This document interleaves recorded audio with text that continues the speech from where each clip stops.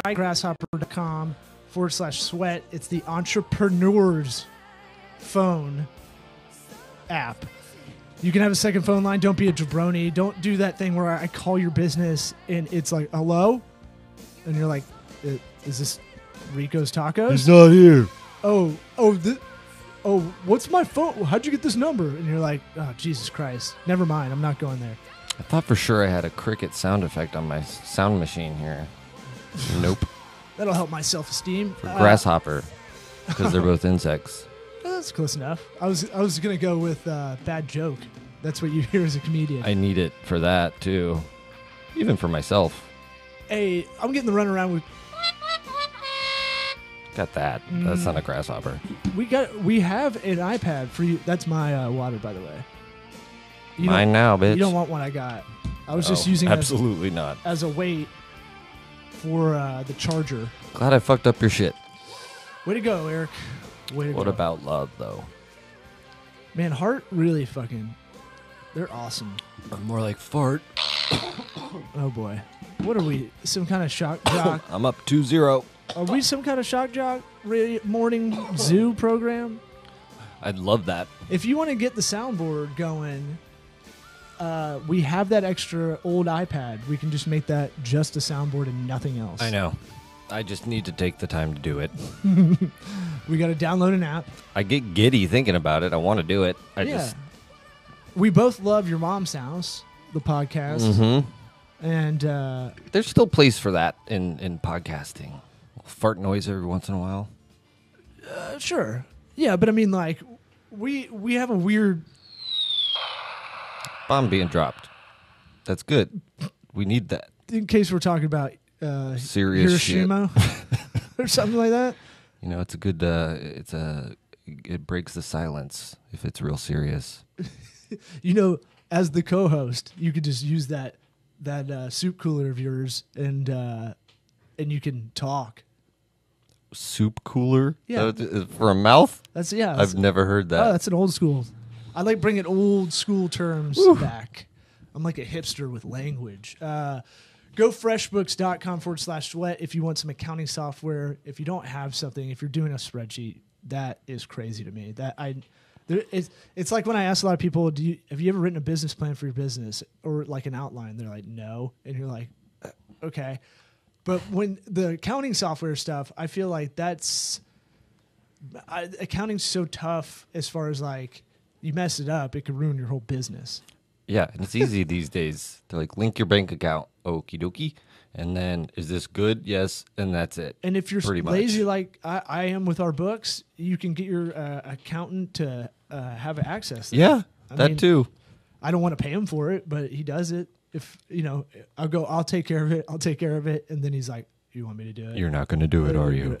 And I'm like, shit. Okay. Please, Lawrence. You'll be happy to know I start my Dave Ramsey personal finance class, kind of refresher course for me. You going to pirate it? Take your phone in video for me? I'll probably record the whole thing. Good. Like dictate style with that Just Press Record app. Good. If y'all need a good Shouldn't app. be any repercussions for that. I don't think I'll ask. I ask. Well, don't do that. I asked before my wife and I get in a fight, can I record this? Because always a good start. It's getting to the point where I have to. Okay. Basically, so so I gotta. I just want to be on record. Yeah. Yeah. That's for me. That's what it feels like. And then, sometimes you got to get your peepers in order. See, peepers, bringing it back. To what? Well, look, some people can't see, and some people don't want to get ripped off by the monopoly known as Luxottica that owns Sunglass Hut, that owns Lens Crafters. Almost everything that deals with eyeglass, sunglass wear in the United States is owned by one Italian company. And I don't know how they get away with it, but they do. They own 97% of the market share. And they own the insurance companies, too. That's a lot of sunglasses, huh? That's an Italian guy. Do you have the cricket noise after that? I told you we need one bad, and I would use it on myself. I'm big fans of Warby Parker. I had Warby Parker before. They were a sponsor, and if you go to warbyparkertrial.com/sweat, you'll get 5 pairs to try on. If you've got a weird head like I do, I got like a John Elway horse head. You can see Oakley's only for this guy. Straight back. Owned by Luxottica, man. The same version by Warby Parker, of course. No, they make their own, and there's an interesting on how this was built podcast by NPR. We'll promote other podcasts. I know we probably shouldn't. It's a bad business move because you might pause, you might go over that. But my theory is if you listen to this podcast, you probably listen to other podcasts as well, right? Yeah. It's not like I doubt we're the only one for anybody. There's people that just listen to like Rogan and that's it. Right. But like not for us, that doesn't work for us. We're in a low tier. Yeah. We're in a puddle of other podcasts. Not saying quality wise, we love the people that listen. Just saying we're not huge. We're getting girthy. We're working on it. WarbyParkerTrial.com/sweat. It helps this podcast out when you use the sponsors. Even if you don't buy it quite yet, you can go over there. Each one of these has a discount code attached to it or some kind of promo. Wouldn't be doing it if we didn't have one. Yeah, no, it's look, and I love Warby Parker. The idea is just I like disruptor companies. It's Netflix is everybody gets that. Like they're like, oh, streaming to your house? Yeah, got it. Like this is the best thing ever. Yeah. Hope they don't go away and get steamrolled by the old school. You're seeing people copy it. There's watch companies doing it, like Warby Parker. There's other eyeglass companies now popping up. Yeah, I was driving and thinking about Teslas. It's like, man, don't go away, Tesla. Don't go out of business. And then we have Ford electric cars. Those will look stupid. Chevy's got to change their logo. The bow tie? Yeah. Why? It just makes every car look dumb. You know, it looks cheap with a Chevy, and I drive a Chevy actually. How about this? How about the people that leave the dealer like plastic thing on their license plate? That destroys me. I don't know why. That makes me mad. I know. Because it's free advertising for whatever. Right. Jim Bob's Chevy dealership in Gainesville, Florida. Yeah, there is a Jim Bob, and his last name's Bob, right? So I don't know. I was making one up. I don't know. No, I think there is. Oh, I've seen that before. Okay. No, I was literally like trying to think of a name not to name any specific dealership because that makes its way back to me somehow. But I wanted to be like nothing. Sorry. No, this don't do drugs. We've got a custom car guy down, a friend of the program down the street, and he's like, "When you're ready, I'll get your logo. Look at this logo that we have on the table, the company logo." And I'll put it where the GMC is on my cool. Yukon. He did it to his, and it looks awesome. That's sweet. How do you do that? Because why are we walking around advertising everything? Yeah. If you really think about it, like I've always thought that's they weird. built it so they get to do what they want. Why? It's the most expensive asset most people buy, right? Yeah. So it's like, why should it be hard to customize this, and why don't we want to? Yeah. That's a good idea for buying new cars for one of these companies. Let you change out, customize your logo. They'll never upload it. No, they won't do it. But if somebody did, that'd be disrupting. Yeah, I'd say disrupting brand equity for sure. Jesus, you all right? Sorry, I hit my chair on accident and fell down. No, Man, teeny tiny. Are you doing okay? Is everything? How's the dental world? Good. How's your swag? We got new shirts. Say Forest Hills Dental if you're watching. So we're both wearing the same ones, like idiots. We're pimping. We're pimping the home team. If there's something going on like this, I'll wear this in the rotation. This will be in for sure. Oh, I bought the good soft ones. Well, I was going to say, this isn't going to be something to just give away. I'm wearing this shit. It just reminded me. I have rules about when you buy, especially shirts. All my comedian friends fuck this up. They get that Hanes beefy tee that's like almost cardboard. Right. And you're like, what do you do? You got to get the soft tee. I forget what they call it, but they got the soft ones. So new ones are try nice. to find the knockoff American Apparel is what I do, whatever it's called. There's a couple of them. The ones from Sam's Club? Sure. And just because they have a good cut, the Hanes beefy tee or the Gildan, whatever default Gildan, or Russell, or any of these brands that like they just go, hey, these are the cheapest T-shirts. It's my 5K shirt theory. right? Yeah. You ever done a 5K Yes. and they give you a shirt and you're like, Oh, thanks. This will go right in the cool. garbage Right. or use it to clean shit. and I want to in my get the fridge. event coordinator or the marketing director of it and go like, look, when you put this many logos on the back and they're not even like, like this is when we want a pattern of something. Yeah, and a hierarchy. They make them look so ugly. Like, just make them look decent and make it nice quality. People will wear it. That's a big part of buying these shirts. Make it look like a music festival and just put the biggest sponsors at the top with the biggest size, and then you get smaller as it goes down. And then spend $3 more for T-shirts per T-shirt. Pass it on to the runners, and then everybody's happy, and you're not wasting money because that's what it is. Yeah, it's a waste of money. Yeah, Most of that giveaway shit is. One of the best ones I got was one of those like Under Armour-ish kind of shirts. Yeah, it was for like a 10K or something like that, but it was like, oh, I'll wear this everywhere. Yeah, because it fits great. I've noticed though they do a cheap version of that too. Even the cheap version's better than a shirt though. Yes, for runners. I'm just speaking specifically for running. Yeah. I'm just they figured out a way to save some money there too. I just don't understand the when people don't think this through. Like, okay, we're gonna get hats for everybody, but the hat it's gonna have a super floppy bill, and it's gonna look like snapback. It's gonna be a snapback, but it's gonna be short. It's gonna be a short snapback, like height wise. Oh, good. You know, yeah. Like, you know, so what you I'm can't see anything so on the front. Think longer than normal bill, just a little bit longer bill. Picture the kid from Sandlot's hat. Exactly. Like a 1 foot long bill on it. Right, and then like no height on it, so it just kind of rests almost like a bigger yarmulke. Yeah. Like you're a little kid and you took a yarmulke from your dad or something like that. I don't know. I think they're all the same size. Yeah. But, you know what I'm flipper, saying? with a flipper taped on the end of it. Why would you make that? Why even make a hat at all? Like no one's gonna wear that unless they're cleaning their car. There's so much of that shit. So much floating out there. Merch is a weird business. But here's the other side of it. With the comedians, I talk all this shit, and I'm like, look, you could get this, and you could get them to buy it because they're so excited after the show. If you did well, they want to support sometimes or just whatever. They'll buy it, whatever. And that's cool. I do that too. But I'm like, why wouldn't you want the extra thing? Because they'll put a joke on the shirt from their act, but it won't make any sense, and it just doesn't look good. Yeah. Got to get your name on there. Yeah, it's out of context. I was like, go on Fiverr or Upwork, get a graphic designer to make like a good version of this. Yeah. Even if you don't like the distressed look or whatever, it's still going to sell better.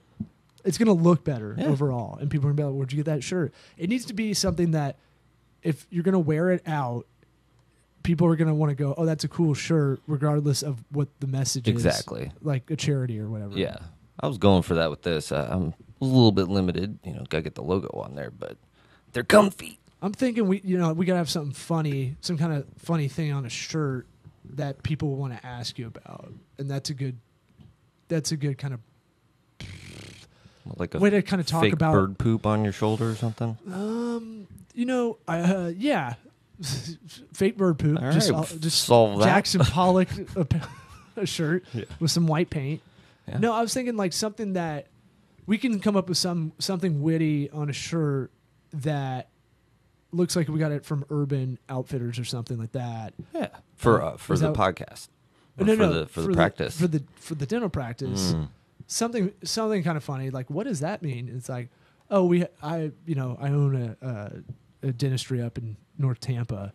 Make it a hashtag. People, for some reason, gravitate to hashtags. I don't like them on shirts, honestly, because you're not going to get a lot of offline to online action. I don't like when people hand out, would you review us? Yeah. I don't think people take that extra 5 seconds to do any of that. Yeah, the reviews come from like above and beyond service usually.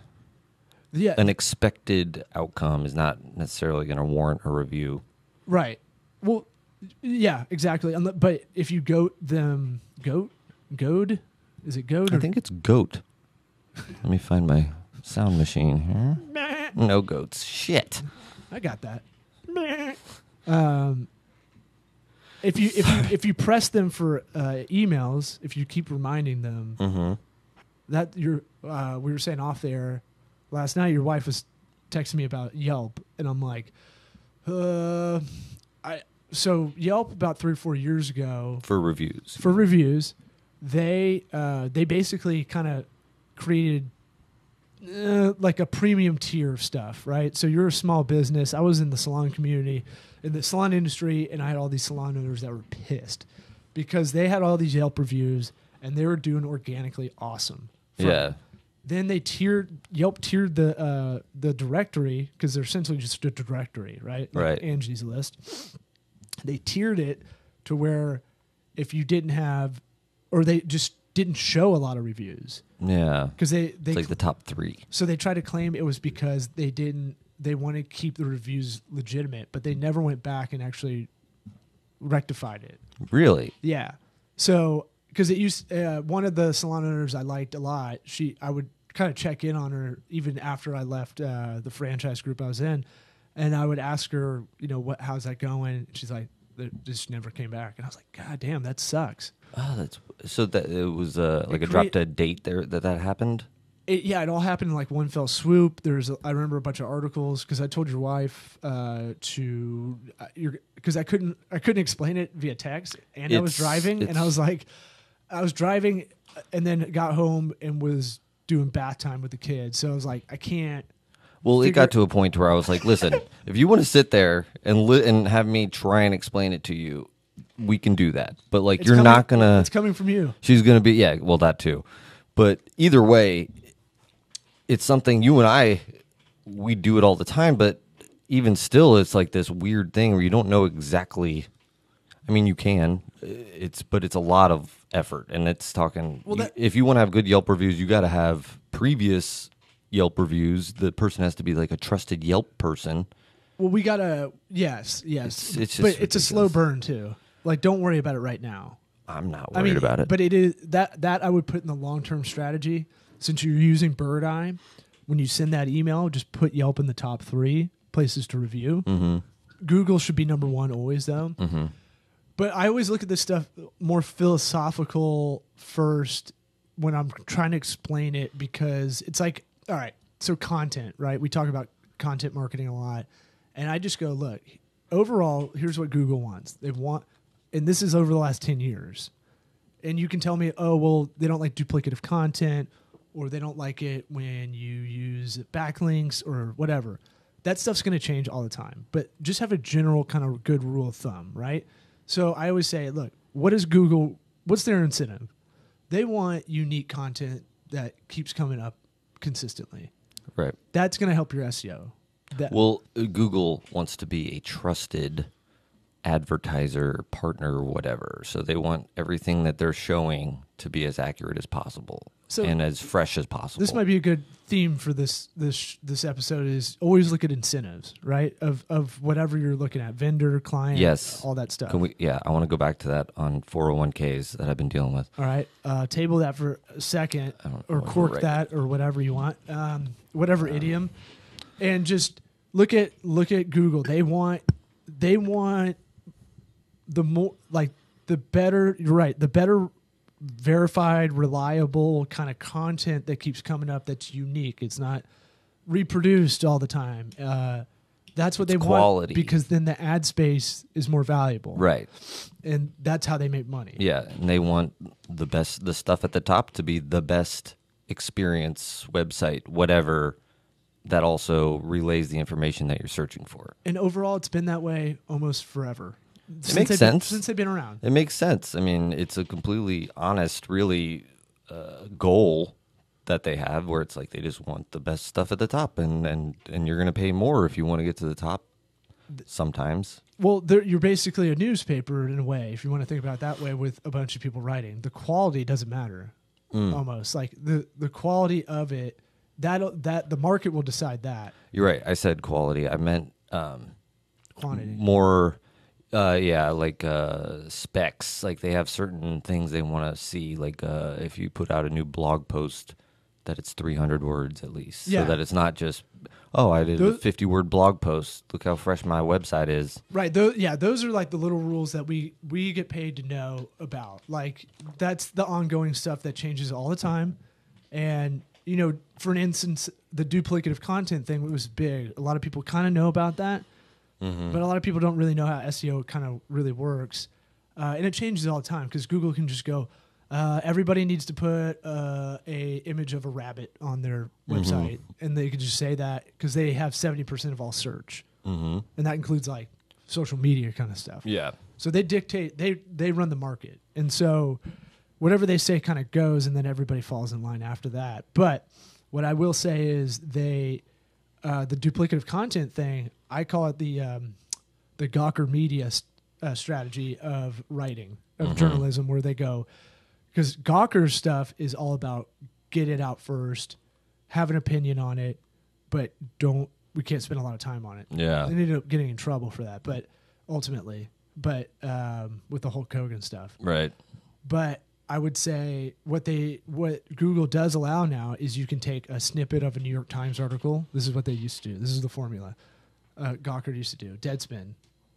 We both read, I think, a lot the last 10 years. They take the real New York Times piece, take out an excerpt, a paragraph, and then sandwich an opinion above it and below it. And that's it. And then quote the article? Yeah. Get 300 words, or 250 back in the day, I think. And then make sure you're using the keyword. So it's like a game of Mad Libs in a way, because you're trying to go, okay, make sure to use this name, but use it in this way too. Right. So you can see how it gets complicated quick. So incentives are everywhere. Always look at incentives. Like we talked about getting hired in the last podcast episode, and it's like, okay, what's the incentive of the manager to hire someone? They don't want someone that's a bummer. Yeah. They probably want someone they know through someone else. No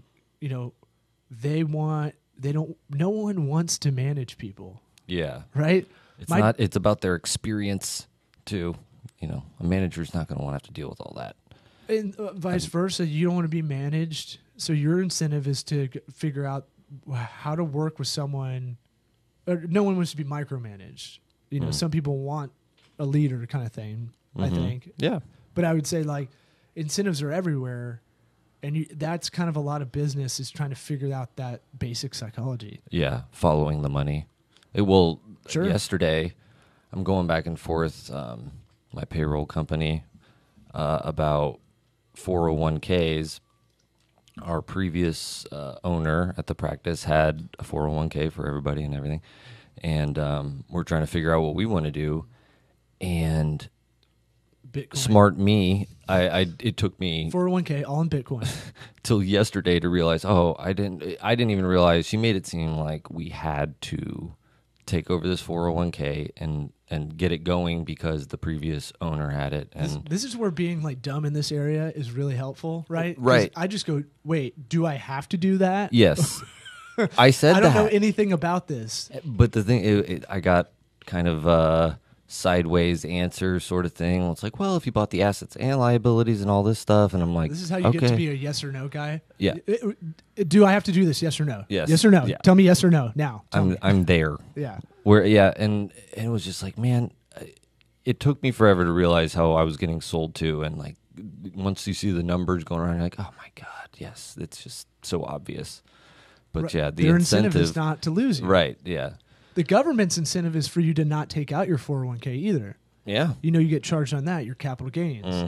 I didn't know that the first time I did it. I took out my 401k from my first job when I was on the road doing stand-up full time. Oh, boy. Well, I knew there's taxes. I didn't know how bad it was. What was it, like 30%? Yeah. I mean, that's a lot when I was technically like not making anything. So it was like, I was technically like on the road, unemployed, paid in cash, whatever. But, and I put it all in the IRS. So I'm not going to be like, it was under the table. No, I declared everything because I was nervous with the other guys I was with would do. You guys didn't powwow before about your taxes? We weren't that good. I was the youngest one, and I was trying to get everything in order. Hey guys, we should really put this in a spreadsheet so we can keep track of it at the end of the year. I had a spreadsheet of all I'm sure you did. Newspapers, television stations in every city we went to. Jesus. I would call ahead. I had a whole system. I'd roll calls every day. Ugh, you're probably miserable. It sucked. It really sucked. But it was like kind of entrepreneurial. It was Once in a lifetime sort of thing. I was 24, 25. Like that. I would do it. I would definitely do it if I had to again. Because it was like, okay, I got to see the country. Yeah, no, it's a really cool story. But the incentive, Glad you did it. the incentive for the government is we want to keep all that money in. I Yeah. mean, taxes. I always love those articles every year around tax season where they're like, don't pay on time. The government basically takes a loan out on the American people, Mm-hmm. right? So it's like, it's one of those things where they already know. They already know what you're making. Yeah, it's so fucked. It's like they're like, it's a trust system, right. Yeah, I know. I hate that. It's like, can you just tell me what I need to give you? Like, why is this so complicated? You know, like, Jesus. It's like when you dated a chick that was always like, we need to talk, and you're like, oh, come on, man. If you just tell me what you did first, Right. it won't be so bad. Like, I didn't do anything. I went out fishing. What do you want me to do? So they already know more or less what you're going to make, and now that everything's digital, it's even like, well, it's got to be way more Yeah. like stringent. Has anybody gone down to the IRS building recently? See if there's even people still working there? Because I feel like they're probably just 3 guys running computers. I had what's called an AUR. I had to fix. Aneurysm. I'm about to. I had to fix something where I guess I underpaid because I took out my other 401k or savings to buy my first house. And then the way we did it with the business taxes here the first year together with my personal, something messed up where I owed like a couple $100, but they said I owed like $7,000. And I was like, every time I see an IRS thing in the mail, I'm like, fuck. It's Like, never really good. Anything in the mail, just in general, just sucks. Yeah. You can always tell the official like font that they have. There's no decorations. Everything's black and white. My incentive is to kind of avoid my mailbox because I literally get nothing that's good news. No. The only thing that comes in the mail that you have to Bed Bath and Beyond. well, yeah, you got to save those. IKEA coupon. The IRS and your banking information, you know, whatever sort of admin paperwork there is behind things, that's like the only thing you need to get in the mail. What else do you need? So I had to call like the IRS and like get through to a human and go like, hey, this is what's going down. And they're like, okay, fax this in. I was like, fax? Yes, that's the other Dude, what? Yeah. Really? I like how they decided that's the secure, surefire way to do things. Our law firm Doctors clients do that too. Doctors do it blows too. my mind. Yeah, I don't get it. I don't know. It's like, you don't think these guys can hack fax? Okay, fine. It's your shit. I don't care. I don't get it. Oh, it's just my sensitive information. Mm-hmm. No big deal. My social security. Fax it over. So incentives are everywhere, and I'd say Yelp's incentive, bringing it back to that, is now they got to start making money. Back 4 or 5 years ago, they're about to die out, and they did that tier thing where now they got to get you to advertise, and their advertising is expensive. I think. Now it could be a thing of like Angie's List is expensive for law firm clients. Avo's expensive to advertise on. I call these professional directories. There's no real title for them. Yeah, it's interesting. Avo. I mean, I guess clients could come in to check out the reviews, right? Well, so it's a review site mostly, right? But what all these sites do is they pump a shit ton of SEO on their own, and then they advertise, "Hey, come find a lawyer on Avo." Instead of just Googling for one. We've got vetted information here. Right. It's same with Angie's List. There's all these professional directories. That's how these review sites make money. Pump a bunch of money into Google Ads, get it right at the top. I'll click that shit. Yeah. And Google Ads still very effective, but on something where it's a little bit more personal. Teeth are kind of, some people are very, they want that review. Some people are just, I don't care. You're a dentist. You're fine. Right. That would be more the Google Ads people. I would say reviews, like a hairdresser. That's a very, very, very deep relationship for women. That's their therapist and their hairstylist. That's the thing of like, they usually have word of mouth is their number one, but number two, should be reviews. Yeah. Because you mess up a chick's hair, fucked. And, you can see it. Right. With your eyeballs. Well, all chicks hate other chicks. Well, yes. And so they see it right when you walk in the room. I've got kind of a Rachel haircut going from the 90s that my person messed up a little bit. Good. I don't care. I didn't notice. It was bobbing out when it was when I washed myself. Well, your nipples are hard like Jennifer Aniston's always were. Yeah, man, I got caught at the grocery store the other day I saw with my hard nipples. No, I saw Busted. A chick running around without a bra, and I'm like, does she know what she's doing? And then she knows what she's doing. And then I had both kids with me, and I was like, what's going on over there? But I was thinking in a curious way, not in like a perv way. Yeah. I mean, she was hot, but it wasn't like, oh yeah, well, she's cool. A lot of women can at least say they're oblivious, like, no, he's not thinking that. Yes, he is. I was just like, I was more curious about like, is she self-aware enough? Because she was a kind of silly kind of person, bohemian-ish. I don't know what I should be picturing. Bohemian-ish? Think like a beret and a thin mustache. You'd meet her at like a Fish concert, 99, but she bathes. Okay. Brown hair. Her festival days are over, is what you're saying. No, she's young. I'm saying like when call it like a 19-year-old, but almost like first time in a grocery store by herself, kind of silliness with her friend who saw me looking at her, thinking I was checking her out. Yeah, and I was like, oh fuck. Oh, what are they gonna do? She's probably like, I know, right? Right. Why don't you talk to me? I tried to tell her to put a bra on. So incentives are everywhere. My incentive for her, her incentive was maybe not do that, maybe wear a bra. Let him breathe. Creepers out there, though. I'm going the other way. There's a lot of dudes strolling around that Publix. Yeah, Club Publix. So Publix. Incentives are kind of what make or break business, if you really think about it. It's really what, like, when we talk about the economy, if we take a step back and get into this bigger area, when people are like, there should be, the government should supply jobs, they should provide universal health care, which is tricky, but how about school, like higher education? Mm-hmm. That one's tough because I don't think that should be really given, but I also don't think these federal loans helped. It can be earned. No, but like, the reason college is so expensive is because of the federal loan process. Yeah. And going back to the cosmetologist school in the salon industry, it used to be $3,000 to go through those.